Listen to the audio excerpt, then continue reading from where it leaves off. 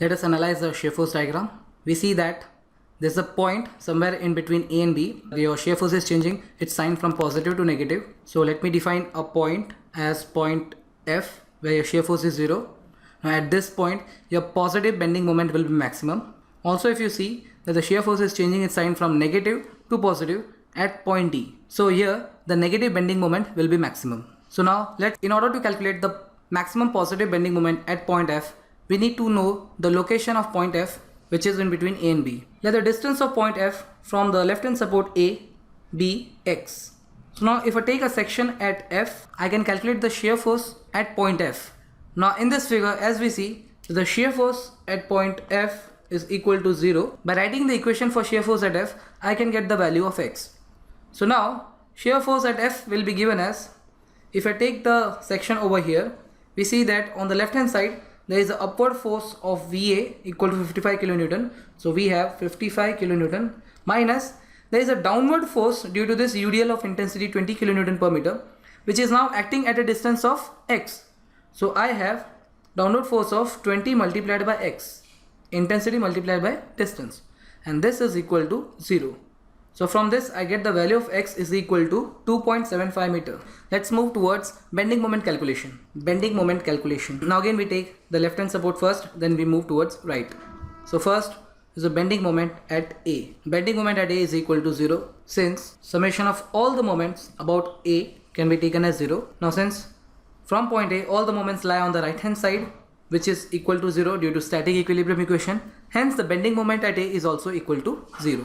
Next we take bending moment at point F, which is the intermediate point between the section AB of the beam. Now this is equal to, first we have a clockwise moment caused due to the vertical support reaction of 55 kilonewton, which is acting at a distance of 2.75 meter.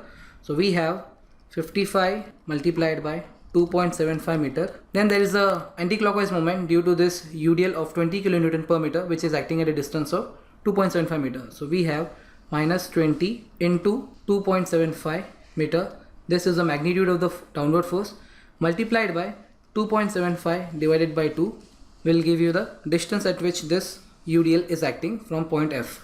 So this gives the value of bending moment at F is equal to 75.62 kilonewton meter. Now we move towards point B. Now bending moment at point B is equal to, from point B we have a clockwise moment whose magnitude is VA multiplied by distance 4 meter. Then there is an anti-clockwise moment due to this UDL whose magnitude will be 20 multiplied by 4, and it is acting at a distance of 2 meter from point B, that means at the center of this part. So this value comes out to be 60 kilonewton meter. As you can see, bending moment at F is greater than that of bending moment at B. Now we move towards point C.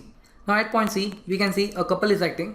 So we'll take two sections, one towards the left of C and other towards the right of C. So bending moment towards left of C is equal to, first there is a clockwise moment of magnitude 55 kilonewton multiplied by the distance is 4 meter plus 2 meter, so 6 meter. Then there will be a anti-clockwise moment due to this UDL whose magnitude will be 20 multiplied by 4, and it will be acting at a distance of, if say this distance is 2 meter plus 2 meter, so equal to 4 meter. So this is equal to 10 kilonewton meter. Now we consider the section on the right hand side of point C. So bending moment at right of C is equal to, if you see that as we move from this section to this section, there is only addition of anti-clockwise couple of 20 kilonewton meter. So we have 10 kilonewton meter from left hand side of section minus 20. So we get the value as minus 10 kilonewton meter.